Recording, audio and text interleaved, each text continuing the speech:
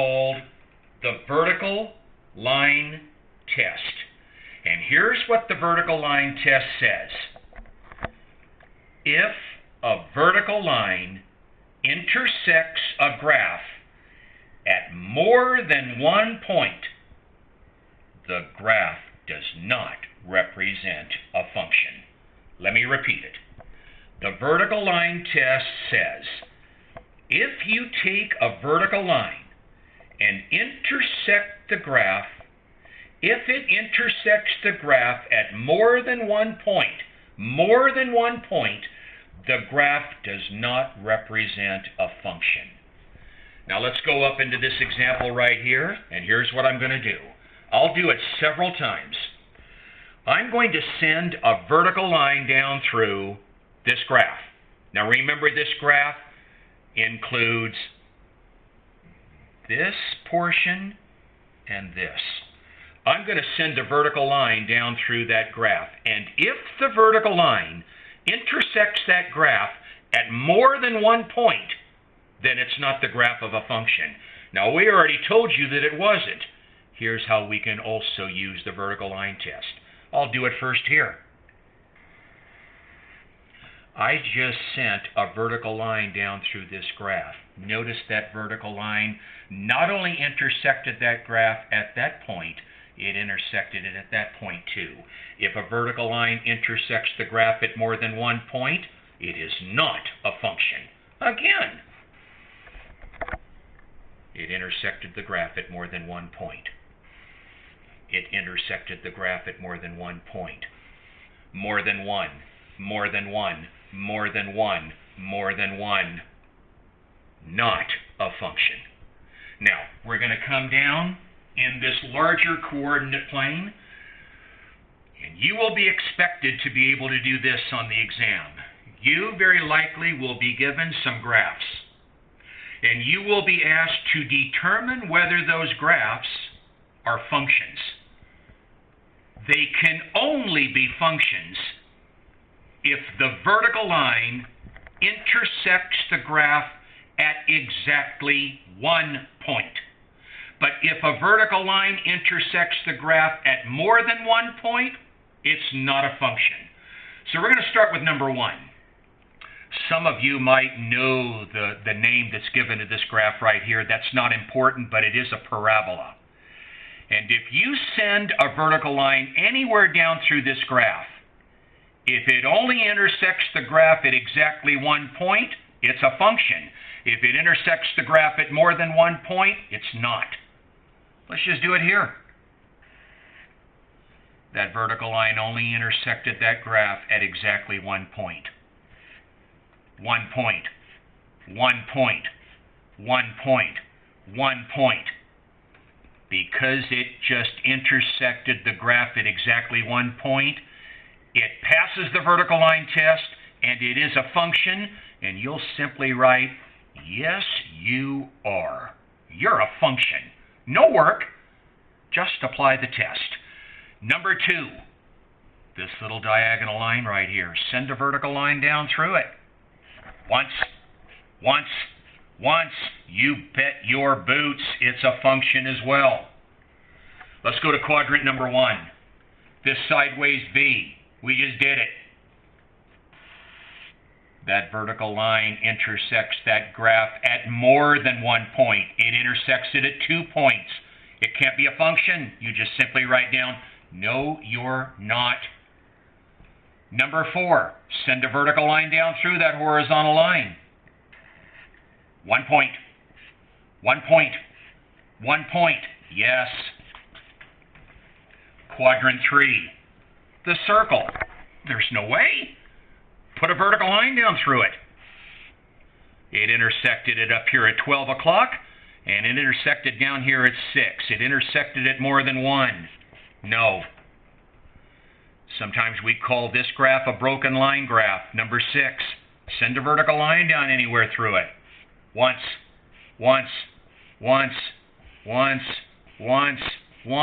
Yes, he's a function. Number 7, don't want you to get fooled on this one.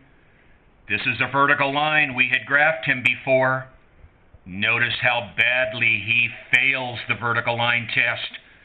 When you send a vertical line down through it, that vertical line is going to intersect that graph at many points. Many more than one point, many points. It's intersecting that graph at many points, more than one. No, it's a relation, but it's not a function. And this sideways parabola, he isn't as well. He intersected the graph at more than one point. He is a no. So when we are identifying a function based on its graph, you simply apply the vertical line test.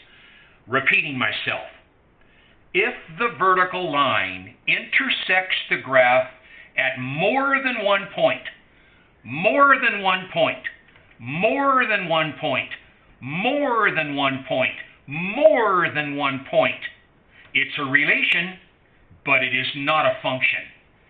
If the vertical line intersects the graph at exactly one point, exactly one point, exactly one, exactly one, exactly one, exactly one, exactly one, then it's the graph of a function.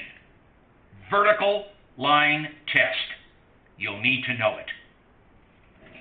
Still have time?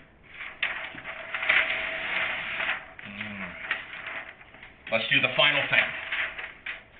The final thing is to be able to look at functions through the eyes of equations. Now, to be able to identify functions through the eyes of an equation, we have to be aware of function notation. Function notation is a notation that is used when we're looking at a function through the eyes of an equation. So we're just going to look very specifically at this notation right here. Now, the first thing I want to get out to you, and you make sure that you put it down in the notes. This notation does not stand for multiplication. It does not mean f times x. You get multiplication out of your mind right now. There is no multiplication here. This function notation is going to be dissected a little bit. We're going to break it down. First thing that we want to mention, the very first letter in this notation, the letter that comes to the left of the parenthesis, that very first letter indicates the name of the function. The name of this function is function f. The beginning letter, the letter to the left of the parenthesis, depicts the name of the function. Now, I can tell you this. The names of most functions use the following three letters of the alphabet: F, G, and H. It doesn't mean that some of the other letters of the alphabet cannot be used to name a function, but most generally, the names of functions are the successive letters of the alphabet, F, G, H. The variable that is placed inside the parenthesis is called the domain. And we ordinarily associate the domain with x. It is. The domain is x. So ordinarily, the letter that will be found inside the parenthesis will be x. It doesn't have to be, but ordinarily it is. Whatever letter is placed in the parenthesis, however, it is called the domain. It's the x. It's the x concept. And then this entire expression, which for right now I'll just refer to it as f of x. F of x. But again, get multiply out of your mind. It doesn't mean multiply. It's just sort of a short way of saying it, f of x. This entire expression is called the range. Now we're going to come up and lead up to a very important statement right here as we talk about the range. You just heard me say that the range is equivalent to this entire f of x expression. So we're gonna talk a truth here. It's actually called a transitive property right here. And here's what it says, and it's a truth. If f of x is equal to the range, which we've already mentioned, and the range is always equal to y, which we already discussed in the first part of the lesson, if f of x is equal to the range, and the range is equal to y, then by definition, f of x must be equal to y, and it is. So now we can say this. There's the name of the function. There's the domain, and this entire f of x is actually your y, your range. The y is the range. Now, here's what equations look like when they are written using function notation. I'll state it this way first. F of x is equal to a negative 3x plus 4. Notice we have an equation because of the presence of the equal sign. But as I come back to this, I'm going to say this now in a different way. And from this point on, you're going to be hearing me define this or translate this expression in a completely different way. From this point on, I'm no longer going to be saying f of x, because that is really the wrong way to say it. Here's the correct way to say it. And you can just view the YouTube video over and over again and get this internalized into your mind. Here's how it's really said. The value of function f when the domain is equal to x is equal to the range of negative 3x plus 4. Why could I say that it's equal to the range of negative 3x plus 4? Because back over here, the expression f of x is equal to the range. And that's what it's saying here. F of x is equal to this. This must be the range. So let me say it again. This first little equation. Here's how it's really read.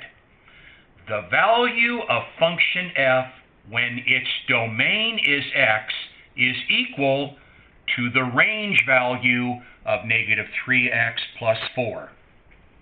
Second one. The value of function g when its domain is x is equal to a range value of negative 1x squared plus 4x minus 11. Now here's the final thing that we're going to do with equations that are written using function notation. We're going to evaluate them. We're going to evaluate this functional statement right here. And allow me to read this, and then I'll go into the work that you're going to have to show on the homework. If the value of function f when the domain is x is equal to a range of negative 1x plus 17, find the value of function f when the domain is negative 7. Now here's how we're going to evaluate this function. Take this expression, the value of f when the domain is 7, and transfer it right below the value of f when the domain is x. Because now the domain is a key value of negative 7. And now the work. The value of function f when the domain is negative 7 is equal to, and here's what we do. Wherever we see that domain letter, we're going to put in place of it negative 7. So I'm going to do this first. I'm going to bring down that negative sign, And I'm going to bring down that coefficient of 1, in other words, -1, and I'm going to make a house. And we're going to multiply this -1 times the value of the domain, x, which is -7, and then copy the rest. Bring an equal sign down, and let's do the mathematics. -1 times -7 is +7 plus 17. And now we're ready for our final answer, and we're going to write it in this way. It is a must. You bring this down again, and I'll read it. The value of function f when the domain is -7 is going to give us a range value of whatever that answer is, 24. Folks, circle it. Done. Let's go to 2. If the value of function h when the domain is x is equal to the range value of 2x squared, -5x plus 11, find the value of function h when its domain is 3. Come over here. Write the value of function h when the domain is 3 is going to be equal to, bring down that coefficient of 2. I'm going to bring it down a ways. I don't want to get it cluttered with something that I already have up there. Bring down that coefficient of 2. Make a house. Put that exponent on the outside of that house. In place of that domain value x, put the literal domain value of 3 there. Bring down that coefficient of -5. Make another house. In place of that domain letter of x, the domain value of 3. And then copy down the rest, +11. Bring the equal sign down. Carefully follow the order of operations as we evaluate this. Do not multiply 2 times 3. You're going out of the order. Bring down the 2. Make a house. Square the 3. 3 times 3. I'm going to bring everything else down. I'm not going to do anything else yet. Just going to bring it down. And now let's multiply here. Let's multiply there. -15. Bring down that +11. And now I think we can write our summation statement. The value of function h when its domain is 3 is going to elicit or give us a range value of whatever this answer is. 18 minus 15 is 3. 3 plus 11, 14. The puppy is done. Circle him. He's done. Now let's do the caboose. If the value of function g when the domain is x is equal to the range of this, find the value of function g when the domain is -2. Bring down the value of g when the domain is -2. And that's going to be equal to, now let's just substitute carefully. Bring down that coefficient of -4. Make a house. Put -2 inside that house with the exponent of 2 out. Bring down this negative sign. If you want to bring down a -1, feel free to do that. I'll do that. Bring down that little coefficient of -1. And in place of x, -2. And then +7. Come down. Down with the -4. Make a house. Take this base, this domain of -2, and square it. -2 times -2, 4. I'm going to bring down the rest. -1 times -2, +7. Now let's do the multiply here. The multiply here. Negative times negative, a +2, a +7. The summation. The value of g when its domain is -2 is going to give us a range value of, well, those two elicit a -14. A -14 plus 7 would give us a -7. Circle it.